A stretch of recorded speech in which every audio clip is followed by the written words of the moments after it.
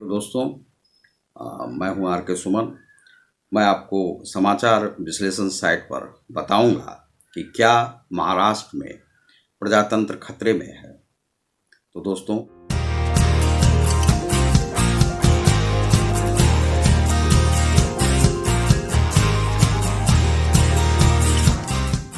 उसी विषय में मैं बताऊंगा। दोस्तों, आपने यदि हमारे चैनल को सब्सक्राइब नहीं किया होगा तो सब्सक्राइब कर लें, लाइक बहुत जल्दी कर दें। दोस्तों, आपने देखा होगा कि जो घटनाएं अभी घट रही हैं, जिसमें कि राज्यपाल ने मुख्यमंत्री उद्धव ठाकरे से पूछा कि आप तो हिंदूवादी ही थे, तो हिंदुओं का जो मंदिर है वह क्यों नहीं खोला गया। तो इस पर बहुत सारे आक्षेप राज्यपाल पर किए गए हैं और जो वहाँ के मुख्यमंत्री हैं उद्धव ठाकरे, उन्होंने अपने नैतिक शिष्टाचार को भी भुला दिया और उन्होंने राज्यपाल जो एक वृद्ध व्यक्ति हैं और सामाजिक व्यक्ति हैं, उन्हें इस प्रकार से कहने का प्रयास किया कि किसी से सर्टिफिकेट नहीं चाहिए। दरअसल यहाँ पर सर्टिफिकेट कोई दे भी नहीं रहा है।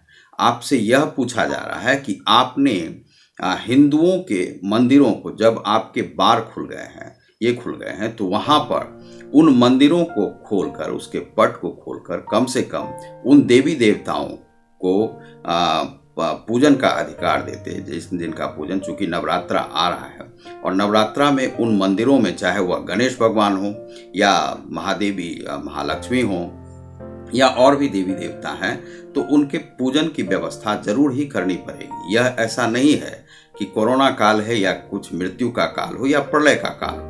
जब तक मनुष्य जी रहा है तब तक उसे अपने मंदिरों और आराध्य की पूजा करनी ही होगी, चाहे वह मृत्यु में भी फंसा हुआ है। मृत्यु और ईश्वर का बहुत बड़ा योगदान है और बहुत बड़ा संबंध है। मान लीजिए, जो मनुष्य आध्यात्मिक होता है वह अपने ईश्वर और अपने अधि आत्म को नहीं छोड़ता है, और आपने उस मंदिरों को ऐसे चैनलों से बंद करवा दिया है, इतने पहरे लगाकर उसे बंद किया है कि जहां पर की पूजा वगैरह पंडितों के द्वारा भी नहीं की जा सकती है। तो इस प्रकार से यह कम्युनिस्ट शासन नहीं है। तो क्या वहां पर, और उसके बाद आपसे जब पूछा गया, जब वहां पर कुछ लोग आंदोलनरत हुए, तो आपसे पूछा गया कि आपने ऐसा क्यों नहीं अधिकार दिया लोगों को, जो मंदिर में लोगों को नहीं दीजिए तो कम से कम पुरोहित तो जाकर वहां पर देव निष्ठा से पूजा कर सके। और चूंकि नवरात्रा आ रहा है तो कुछ सुविधाओं के साथ और कुछ उसमें जो जैसे मान लीजिए कि जो सुरक्षात्मक जो कार्य है उसके आधार पर आप उन्हें दे सकते हैं कि आप मंदिर में जाकर पूजा इस आधार पर कर सकते हैं। लेकिन आपने वह भी वहां पर छीन लिया है। तो यह आपसे पूछा गया, लेकिन आपने सामान्य शिष्टाचार को दरकिनार करते हुए राज्यपाल पर ही प्रश्न उठा दिया कि राज्यपाल आपको यह नहीं दें सर्टिफिकेट कि आप हिंदू हैं या क्या। लेकिन मान लीजिए कि आपको केवल यह गर्व होना कि आप शिवसेना के बाला साहब ठाकरे के बच्चे हैं और आप हिंदुओं की रक्षा नहीं करते हैं, हिंदुओं के भाव को, हिंदुओं में चाहे वह पालघर की घटनाएं घट जाती हैं, अनेक प्रकार की घटनाएं घटती हैं, तो आप उसमें सुरक्षात्मक किसी भी प्रकार से कार्य नहीं करते हैं, तो आपको क्या माना जाए। अभी जो वहाँ की महाराष्ट्र की जो स्थिति है उसमें राज्यपाल के लिए आपने तो ऐसा कह दिया। उसके बाद आपके जो एनसीपी के मुखिया हैं, जो मान लीजिए कि शरद पवार जी हैं, तो शरद पवार जी अपने आप को मित्र समझते हैं भाजपा के, और वे एक पत्र लिखकर प्रधानमंत्री से पूछते हैं कि इस प्रकार से जो राज्यपाल की भाषा नहीं होनी चाहिए। तो राज्यपाल की भाषा पर आप प्रश्न करने वाले कौन होते हैं? राज्यपाल जो हैं संवैधानिक पद पर बैठे हुए हैं। आपसे जो पूछा गया है आप केवल उसका जवाब देंगे और निराकरण करेंगे, और निराकरण यदि आप नहीं करते हैं तो किसी भी वरिष्ठ व्यक्ति को, किसी संवैधानिक पद पर बैठे हुए व्यक्ति को आप इस प्रकार से अपमानित नहीं कर सकते हैं। इसका अर्थ है कि महाराष्ट्र में आप प्रजातंत्र को नहीं, आप शिव सैनिक होने का केवल गर्व पालते हैं और आप सोचते हैं कि आप मुख्यमंत्री हैं तो आप बहुत वरिष्ठ हो गए, आप संविधान से भी ऊपर चले गए।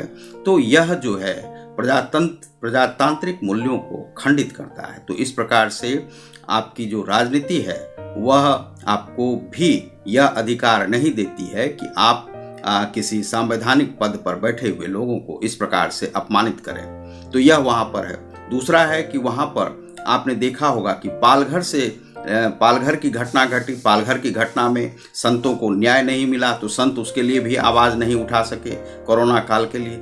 लेकिन संतों के लिए यह है कि आवाज़ जरूर उठाना चाहिए। यदि संतों को इस प्रकार से मारा जाएगा और वे आवाज़ नहीं उठाएंगे तो इस प्रकार से तो अनेक घटनाएं घट रही हैं उत्तर प्रदेश वगैरह में। तो वे कुछ राजनीतिक लोग हैं जो दिखाना चाहते हैं कि महाराष्ट्र में ही ऐसी घटनाएं नहीं घटती हैं, उत्तर प्रदेश में भी घटती हैं, मध्य प्रदेश में भी घटती हैं, तो ये राजस्थान में भी घटती हैं। तो ये सभी जो लोग हैं, जो कांग्रेसी जहाँ पर शासन है वहाँ पर साधु संतों का अपमान हो रहा है और उन लोगों को मारा जा रहा है, और इस प्रकार की घटनाओं को साधु संतों को जरूर ही बर्दाश्त नहीं करना चाहिए। नागा साधुओं को जरूर ही आगे बढ़कर आना चाहिए। तो इस प्रकार से दूसरा है कि पालघर की घटना में साधु संतों को न्याय नहीं मिला। उसके बाद चले आइए आप फिल्म इंडस्ट्री के लिए, तो एक जो स्टार था सुशांत सिंह राजपूत, उसे न्याय देने के लिए वहाँ की सरकार ने सोचा। यदि सरकार ने सोच लिया होता तो पुलिस भी साथ देती, पुलिस भी जांच करती, लेकिन सरकार ने सोचा नहीं और उसे दबाने का ही प्रयास किया। उसके बाद चलिए कि उसमें भी आपने नहीं दिया। फिर अगली घटना घटी वहाँ पर कि कंगना रनौत, तो कंगना रनौत का मकान को गिरा दिया गया, या बीएमसी के द्वारा हुआ। यदि सुशांत सिंह के लिए कोई जांच करने के लिए बिहार से पुलिस गए थे तो उन्हें क्वारंटाइन कर दिया गया। यानी कि आप जो है इस प्रजातांत्रिक मूल्यों को खंडित करके इस देश में एक अपना शासन चलाना चाहते हैं। आप दिखाते हैं कि आप इस केंद्र सरकार से भी बड़े हो गए और आपसे बड़ा कोई है नहीं। तो इस प्रकार से एक जो पागलपंथी की जो सरकार है वह महाराष्ट्र में चल रही है, और उसे कोई भी लोग यह कहने के लिए तैयार नहीं है, क्योंकि शिव सैनिक जो थे जो पहले भी दंगाई थे और आज भी वह दंगा कर रहे हैं। वहाँ पर जो आर्मी मैन हैं, आर्मी मैन के जो वृद्ध लोग हैं, उन्हें आप पीट कर क्या दर्शाना चाहते हैं कि आप बहुत बड़े हो गए, आपके शिव सैनिक होंगे तो 2 टांग और 2 हाथ ही होगा, 2 आँख होगा आपके पास। शिव सैनिक होने का अर्थ यह नहीं होता है कि आपको 1000 हाथ हो गए, 1000 टांग हो गए। तो आपके पिता ने जो अधिकार दिया उसका आप गैर वाजिब यह उपयोग कर रहे हैं, और यह है प्रजातांत्रिक मूल्यों का वहाँ पर बराबर से खंडन किया जा रहा है। वहाँ पर जो संवैधानिक पद पर लोग बैठे हुए हैं उन्हें इस प्रकार से जलील किया जा रहा है, और साधु संतों का नहीं सुना जा रहा है। वहाँ पर जो मान लीजिए कि साईं मंदिर के लिए वहाँ पर भी लोग अनशन पर बैठे हुए, अनेक मंदिरों पर लोग बैठे हुए हैं, क्योंकि शासन से कुछ उम्मीद रही नहीं और शासन कुछ वहाँ पर अच्छा कार्य कर नहीं रहा है। साधु संत जो हैं सो वहाँ पर अपने आप को तिरस्कृत समझ रहे हैं। वहाँ प्रजातांत्रिक मूल्यों का खंडन किया जा रहा है। वहाँ पर जो कंगना रनौत है उसके बीएमसी ने उसके मकान को गिरा दिया। उसके बाद वहाँ पर एक महिला ने अपना जब केस किया रेप के लिए तो उसे मारने की धमकी दी जाती है। वहाँ पर जो ड्रग्स का रैकेट है वह पूरा फैला हुआ है। ड्रग्स के रैकेट में भी आप बाधित करते हैं कि इस प्रकार से आप नहीं कर सकते हैं। फिल्म इंडस्ट्री पर आप प्रधानमंत्री और अमिताभ बच्चन के माध्यम से आप प्रधानमंत्री को फ़ोन करवाते हैं, उस केस को कमज़ोर करने का प्रयास करते हैं, एनसीबी के केस। फिर उसके बाद आप ईडी के भी केस को कमज़ोर करना चाहते हैं। जो रिया जैसी जो लड़की है उसे आप बचाने का प्रयास करते हैं। तो आपके शासन में वहाँ पर प्रजा की रक्षा कहाँ हो रही है? और वह जो प्रजासत्ता जो कही जाती है महाराष्ट्र में, तो वह प्रजा की सत्ता वहाँ पर रही नहीं। तो इस प्रकार से आप लगातार जो है संवैधानिक पदों पर बैठे हुए लोगों का अपमान कर रहे हैं। यह उद्धव सरकार एनसीपी वगैरह के द्वारा की जा रही है। वहाँ पर संवैधानिक कार्य सीबीआई वगैरह को भी कार्य करने नहीं दिया जा रहा है, जांच नहीं, इसीलिए सीबीआई डरकर वहाँ पर काम नहीं कर पा रही। तो बहुत बहुत धन्यवाद। आप देख रहे हैं हमारे चैनल समाचार विश्लेषण साइट को, जिसमें मिलता है आपको टोटल सॉल्यूशन, टोटल विश्लेषणात्मक अध्ययन। बहुत बहुत धन्यवाद।